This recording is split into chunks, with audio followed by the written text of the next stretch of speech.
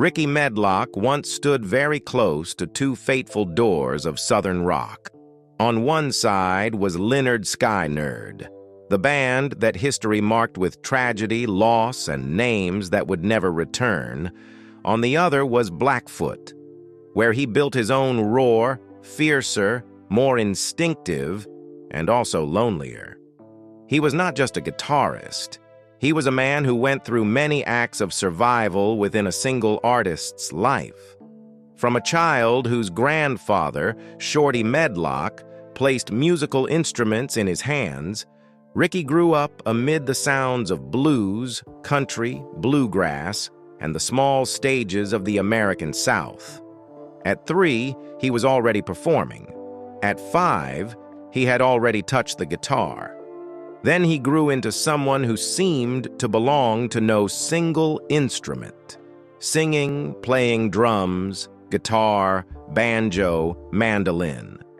All of it as if music were the blood flowing through his body. But behind the image of the long-haired man, the sharp-edged guitar, and the voice full of fire, was a journey that was never smooth. Rickey once left Lynyrd Skynyrd, built Blackfoot, watched his golden era pass by, endured years when it seemed he had been pushed to the margins, and then, unexpectedly, returned to the very legend that had shaped his youth. His life was like a train that refused to stop, full of roars, full of wounds. So what was it that kept Rickey Medlocke standing after so much loss? Rickey Medlocke was born on February 17, 1950, in Jacksonville, under the birth name Rickey Lynn Green. Many years before Jacksonville was mentioned as one of the centers of American Southern rock, it was mainly a working-class Southern city with small bars, local radio stations, and bands playing country, bluegrass, and blues as they traveled across Florida before returning to perform on weekends in cramped clubs. Older musicians often hauled their own equipment in old trucks, played music late into the night, then continued on to another town the next morning. Rickey grew up amid that rhythm of life from a very early age. He was adopted by his maternal grandparents when he was still small. The person who had the greatest influence on his life was his grandfather, Rickey Medlocke, a bluegrass musician who regularly performed around Nashville and across many states in the southeastern United States. Shorty had appeared on The Toby Dowdy Show in the 1950s, a period when local Southern television programs still made room for folk bands to perform live. In that home, musical instruments were always present, in the living room, in the back of the truck, or in small rehearsal rooms behind the stage. At the age of 3, Rickey played a small banjo beside his grandfather on local television. By around the age of 5, he picked up Shorty's old guitar and taught himself how to play. Rickey later said that his grandfather showed him only 3 basic chords, and then told him to learn the rest on his own. From that point on, he played almost entirely by ear rather than through theory. Around the age of 8, Rickey was already playing drums in his grandfather's adult bands and traveling with them to small performances around Florida. In the years that followed, he continued learning guitar, banjo, mandolin, dobro, keyboard, and how to sing while playing instruments at the same time. Most of Rickey's childhood took place between rehearsal rooms, small stages, and musicians much older than he was. While many other children were still going to school and then returning home, Rickey often followed bands to clubs, stood backstage, or sat for hours watching adults play music. He loved the feeling of creating sound from a few strings and a few simple chords more than anything else. Around the mid-1950s, Rickey's parents took him to see Elvis Presley perform at the Florida Theater in Jacksonville. Elvis was then becoming a new phenomenon in American rock and roll. On the way home after the show, Rickey's father asked him what he thought about the performance he had just seen. Rickey replied that it was what he wanted to do later in life. Many years afterward, he still recalled that night as one of the first memories that made him understand the stage could become a person's entire life. As he entered his teenage years, Rickey began joining his first bands around Jacksonville. At first, there was Fresh Garbage, inspired by a song by Spirit. Then the band changed its name to Hammer and eventually became Blackfoot. Those years mostly revolved around small clubs, sweltering rehearsal rooms, and long drives across many southern states. Rickey both sang and played drums in the early period before gradually shifting to guitar and to the frontman position on stage. By the end of the 1960s, his life was almost completely tied to bands, tours, and the music of the American South. In 1969, when he was only 19 years old, Rickey Medlocke and a few friends drove an old car from Florida to Woodstock. By that time, he had already spent many years playing music in southern clubs, but Woodstock was the first time Rickey saw the true scale of the rock movement exploding across America. Hundreds of thousands of people gathered in mud and heavy rain to watch bands that, before then, had mostly existed only through radio or records passed from hand to hand among young people. For many years afterward, Rickey still spoke of the feeling of standing in that crowd as an unforgettable moment. He saw Jimi Hendrix, The Who, and a series of major bands from that era appear on the same stage. Around that time, Blackfoot began to take clearer shape as a real band, rather than just a local group constantly changing names. Rickey and the other members gradually moved away from their early country and bluegrass influences toward a heavier, stronger sound, closer to the hard rock developing in America at the end of the 1960s. However, Blackfoot's early years were still very difficult. The band had to do almost everything themselves, from finding places to perform and hauling equipment to earning enough gas money to keep moving. Not long after that, Rickey and Blackfoot moved up to the New York and New Jersey area to search for bigger opportunities. The North had more record labels, more studios, and more clubs. But at the same time, the competition was far more brutal. Hundreds of young bands were all trying to win recording contracts in the same crowded and high-pressure environment. Blackfoot at that time still had no clear position. They were too heavy to be a typical country rock band, but they also did not truly belong to hard rock in the style of the British bands that were strongly influencing the American market then. Rickey spent most of his time between rehearsal rooms, small clubs, and long drives across many states. There were periods when the band lacked gigs, lacked money, and could see almost no clear direction ahead.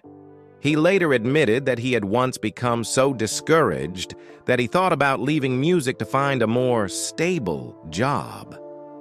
But right in the middle of that period of disorientation, a phone call from Jacksonville began to change the entire next part of his life. Around late 1970, when his time in New York and New Jersey began to feel like a dead end, Rickey Medlocke decided to call Ronnie Van Zant back in Jacksonville. At that point, Rickey did not call with the idea of becoming a member of Lynyrd Skynyrd. He only wanted to ask whether the band needed someone to drive the truck, set up equipment, or go on tour with them.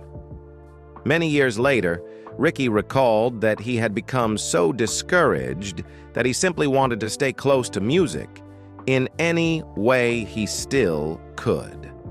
Ronnie then asked him one very short question: whether Rickey still played drums.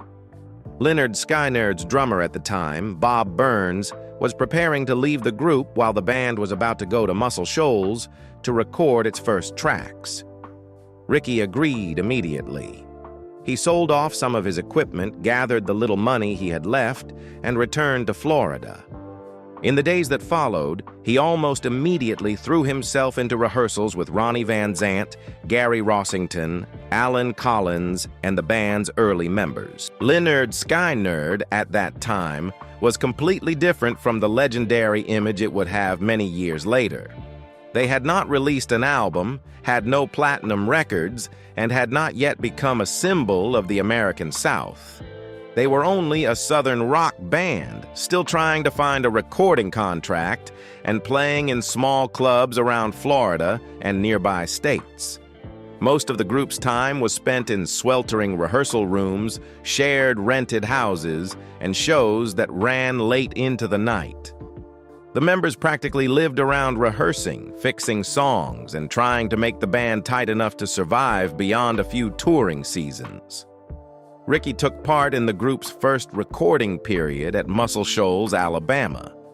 Many songs he sang or played drums on during this period were later released on the album Skynyrd's First and Last in 1978, after the band's famous plane crash.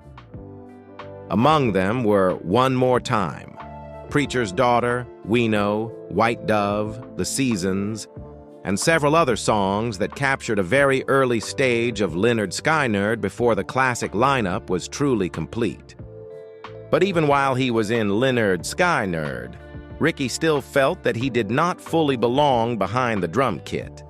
He wanted to stand at the front of the stage with a guitar instead of sitting behind and keeping time for the band. From the years he had played with Blackfoot, Rickey was already used to singing while controlling the atmosphere of the stage.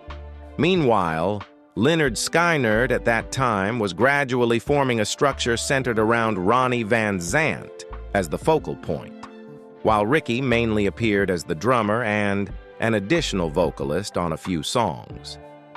That conflict became increasingly clear as Lynyrd Skynyrd moved closer to releasing their debut album. Rickey wanted to build a band where he could hold the guitar, sing lead, and guide the music in his own direction. In the end, he decided to leave Lynyrd Skynyrd before the group truly exploded across America. Rickey returned to Blackfoot, while Lynyrd Skynyrd continued completing its lineup and preparing to enter the period that would completely change the history of American Southern rock. After leaving Lynyrd Skynyrd in 1972, Rickey Medlocke returned to Blackfoot at a time when there was almost no guarantee that his choice was the right one. Lynyrd Skynyrd was then moving closer to its first recording contract, while Blackfoot was still only a band touring through small clubs and local stages around the American South. But Rickey did not want to keep sitting behind the drum kit. After many years of playing drums in different bands, he wanted to stand at the front of the stage with a guitar in his hands, sing his own songs, and lead the music in his own direction. The early years after rebuilding Blackfoot revolved almost entirely around constant movement. Rickey sang lead, played guitar, and took part in writing songs while the band moved from one bar to another club across the South and the northeastern United States. There were periods when they lived almost entirely on the road, hauling equipment in old trucks, sleeping in cheap motel rooms, and playing anywhere that would still hire a band for the night. Most of the money they earned went right back into gas, equipment, and the next trips. Around the mid-1970s, Rickey began to clearly shape his stage image. He was no longer the drummer sitting behind the band and keeping time as he had been during his time with Lynyrd Skynyrd. Rickey moved constantly across the stage, played guitar with force, and sang in a raspy voice, thick with the sound of the American South. The blues and bluegrass influences from his childhood were still present in his songwriting, but Blackfoot's sound by then had become heavier and fiercer than much of the Southern rock of the same period. Even so, success did not come quickly. For many years in the early 1970s, Blackfoot seemed almost trapped somewhere in between. They were not the kind of country rock band that was easy to play on radio, But they also did not fully resemble the hard rock bands then dominating the American market. Many record labels did not know where to place them. Rickey and the other members had to keep touring almost year-round just to keep the band alive. While Lynyrd Skynyrd began rising powerfully after their debut album in 1973, and especially after Sweet Home Alabama in 1974, Rickey still had to keep playing small stages with Blackfoot.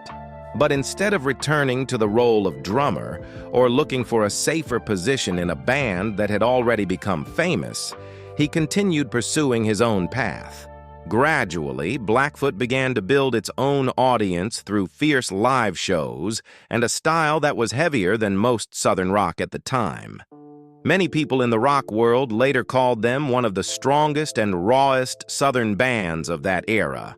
But before earning that reputation, Rickey Medlocke had already spent many years living almost entirely between rehearsal rooms, small stages, and long roads connecting one state to another. By 1979, after nearly an entire decade of playing music in small clubs and spending most of his time on the road, Rickey Medlocke finally reached the first major successful phase of his career. When Blackfoot signed with Atlantic Records through Atco Records and released the album Strikes, Rickey was no longer the drummer who had left Lynyrd Skynyrd a few years earlier to search for his own path. He had become the true center of the band, the man standing at the front of the stage with the guitar, the voice, and most of the energy of every performance. The two songs that brought Rickey closer to the American rock public more than any others were Train, Train, and Highway Song. But what made Train, Train special for Rickey was that the song began from his own childhood. It was written by his grandfather, Rickey Medlocke, the man who had brought him onto the stage when he was still a child playing banjo on local television in Florida. On the official recording, Shorty himself played the harmonica intro to the song. For Rickey, that moment almost pulled his entire past into the present. From the small shows around the American South to rock radio at the end of the 1970s. After the success of Strikes, Rickey's life changed very quickly.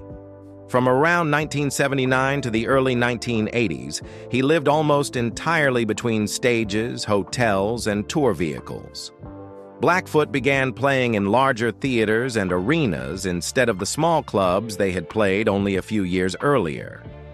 Rickey became the band's most memorable face, with his powerful guitar playing, raspy voice, and energy that seemed almost unable to stand still on stage.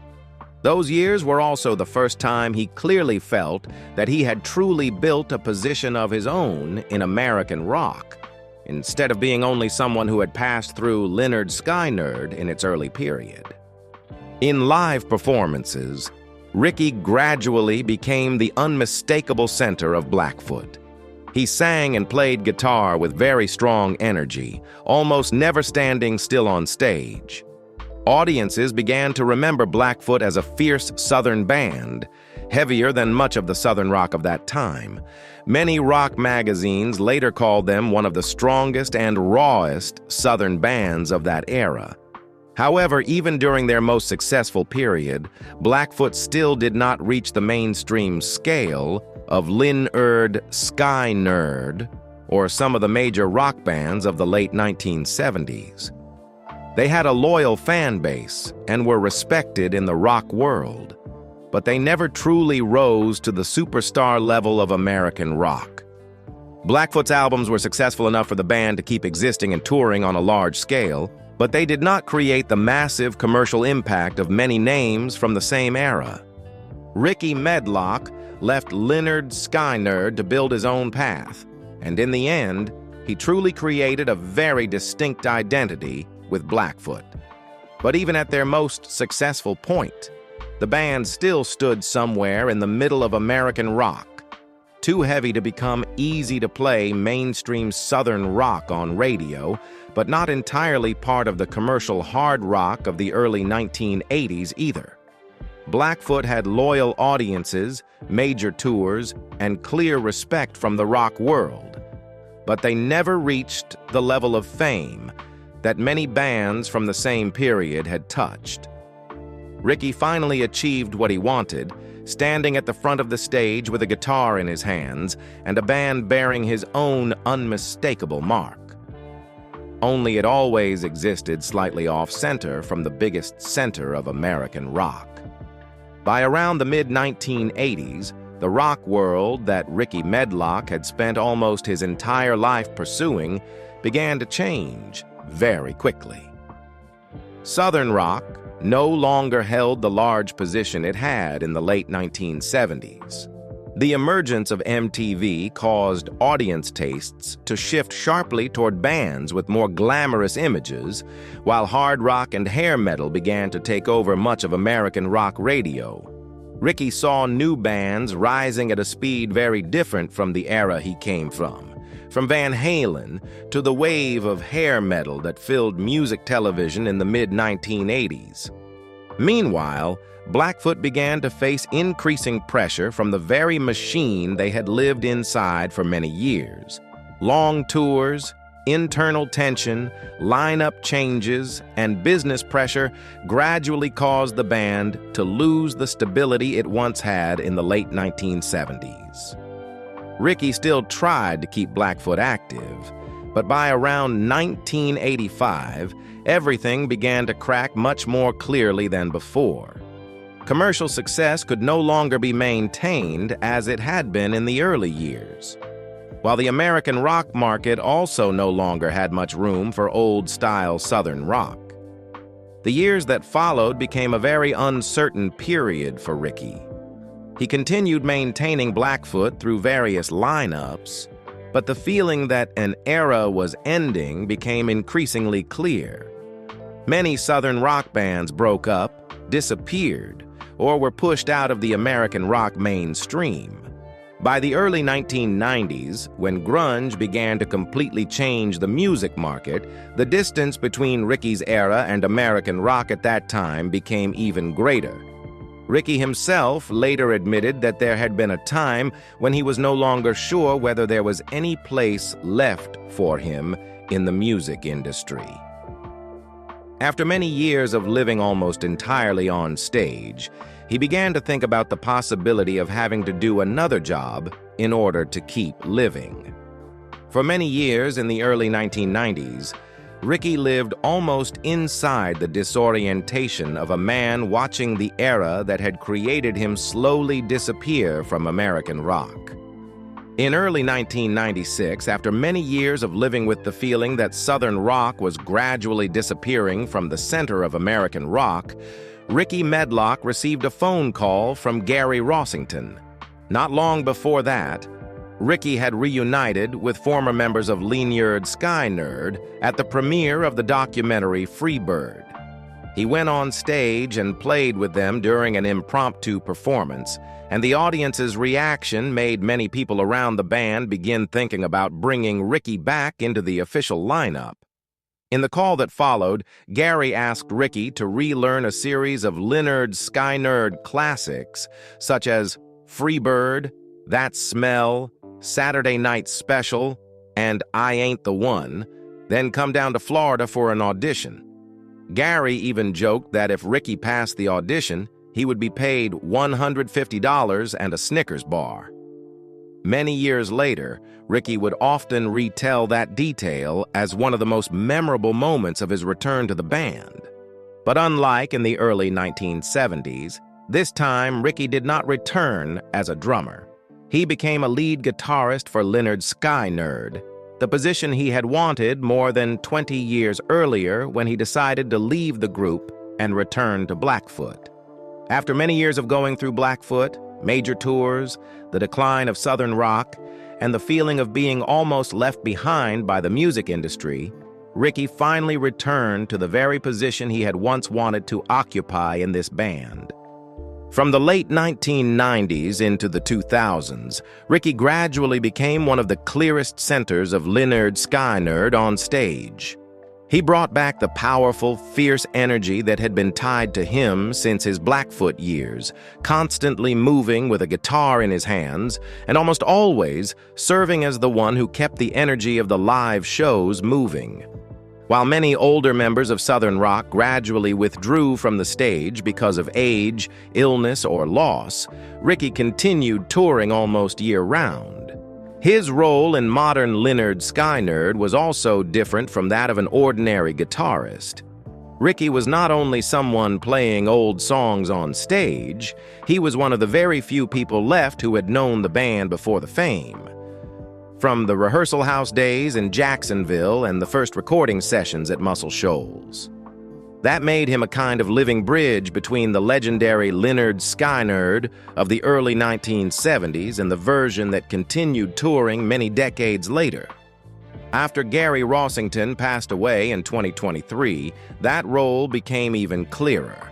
Rickey almost became the final connection, still standing on stage with Lynyrd Skynyrd's earliest period before the band released its debut album. Many years earlier, he had left because he wanted to build his own path. But in the end, Rickey Medlocke still returned to the place where everything had once begun.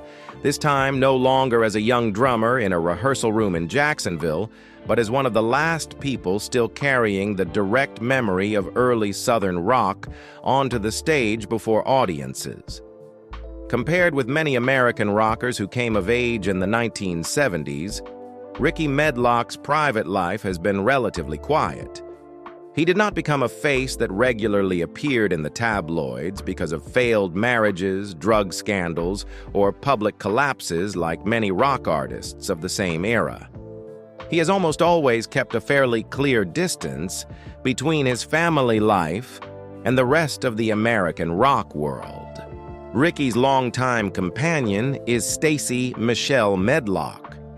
Over the years, Stacy has often appeared with him at music events, community programs, and activities connected to Native American culture. Unlike many turbulent relationships surrounding the American rock world of that period, Rickey's marriage has not been tied to noisy divorces or long public disputes in the media. But that does not mean his private life has been separated from the pressures of his profession. Most of Rickey's adult life has taken place on the road. From the years when he was still playing in small bars to the arena rock era of the late 1970s and the tours with Lynyrd Skynyrd many decades later, he has almost always lived among tour buses, hotels, and stages more than in any fixed place. There were periods when Rickey passed through dozens of cities in only a few weeks, then returned to that same road again a few months later. Even after he had fame and a clear place in Southern rock, most of his rhythm of life still operated according to concert schedules, sound check times, and overnight drives between different states. What gives Rickey's life a darker shade than that of many other rock artists is the fact that he lived long enough to watch almost an entire generation of Southern rock disappear one by one. Although he was not on Lynyrd Skynyrd's fateful flight in 1977, Rickey still lived much of his life under the shadow of that event. Ronnie Van Zant, the man who had once called him back to Jacksonville in the early 1970s, died in the plane crash at only 29 years old. In the years that followed, Rickey continued to witness many major faces of Southern rock pass away one after another because of accidents, illness, alcohol, and time. Among them was Allen Collins, who had played alongside him in the early days when Lynyrd Skynyrd was not yet famous. Collins was paralyzed after a car accident in 1986 and then died in 1990. Many years later, Rickey again continued to stand on stage while watching former members of Lynyrd Skynyrd leave one by one. When Gary Rossington passed away in 2023, that feeling seemed to become clearer than ever. Rickey was no longer just a guitarist in the modern Lynyrd Skynyrd. He became one of the last people still carrying direct memories of the first period of American Southern rock onto the stage. Alongside music, Rickey also spent many years speaking publicly about his Native American roots. Rickey has taken part in many community activities, cultural programs, and events connected to Native Americans over the years. In 2008, he was inducted into the Native American Music Hall of Fame, a milestone that held special meaning for him after decades of working in American rock. Rickey Medlocke's private life does not carry the color of famous, self-destructive scandals or public collapses often associated with American rock at the end of the 20th century. But behind decades of standing on stage lies another kind of loneliness. Living almost an entire life on the road, watching the era that once created him slowly disappear, and continuing to step onto the stage while fewer and fewer people from those earliest years remain standing beside him. At present, Rickey Medlocke continues to work with Lynyrd Skynyrd and maintain a touring schedule in his 70s. After the death of Gary Rossington in 2023, Rickey became one of the clearest remaining central faces of the band on stage. He continues to take part in major tours, rock festivals, and tribute programs connected to the history of American Southern rock. Most of Rickey's life today revolves around Florida and long touring trips lasting many weeks across different states in the United States and Europe. Outside of Lynyrd Skynyrd, he still maintains his own projects related to blues, Southern rock, and special performances connected to Native American history. In many recent interviews, Rickey still speaks about music with a perspective almost similar to many decades ago, not as a finished part of the past, but as the work he still wants to keep doing as long as he can stand on stage. Although age has changed much of the first generation of Southern rock, Rickey still keeps a very strong performing energy in live shows. He continues to move constantly with a guitar in his hands, almost never standing still on stage, true to the style that has been tied to him since his Blackfoot years in the late 1970s. While many artists from the same era have withdrawn from touring or appear only very selectively, Rickey still maintains a rhythm of life closer to that of a long-distance road musician than a retired rock legend. Outside of music, Rickey also continues to take part in activities connected to the Native American community, appearing in cultural events and charity programs over the years. Rickey Medlocke's greatest legacy does not lie in the fact that he became a mainstream superstar of American rock. It lies in the fact that he is one of the very few people who have traveled through almost the entire history of Southern rock and still continue to stand on stage. From the days of small clubs in Jacksonville to arena rock in the late 1970s and the tours many decades after that, Rickey has almost never separated himself from the world that created him. In Southern rock, Rickey has always existed in a position slightly different from many artists of the same era. He does not carry the image of a glamorous star or the self-destructive frontman often seen in American rock at the end of the 20th century. What makes him remembered more is the feeling of authenticity on stage. Powerful guitar, a raspy voice, fierce energy, and the image of a man who has almost always lived on the road. For many American rock audiences, Rickey has also become one of the last remaining connections to the early period of Southern rock, not only as someone who plays old songs on stage, but as a true witness of that era. He knew Lynyrd Skynyrd before Free Bird existed, saw Southern rock explode and then decline, witnessed almost an entire generation disappear one by one, and still continued stepping onto the stage many decades after most of that world was gone. Looking back at the entire journey, from the boy playing banjo beside his grandfather on local television in Florida to one of the last faces still standing on the stage of Lynyrd Skynyrd, it resembles the image of a man who spent almost his entire life continuing down the long roads of American rock. even when most of the people who once traveled with him had disappeared from backstage a very long time ago.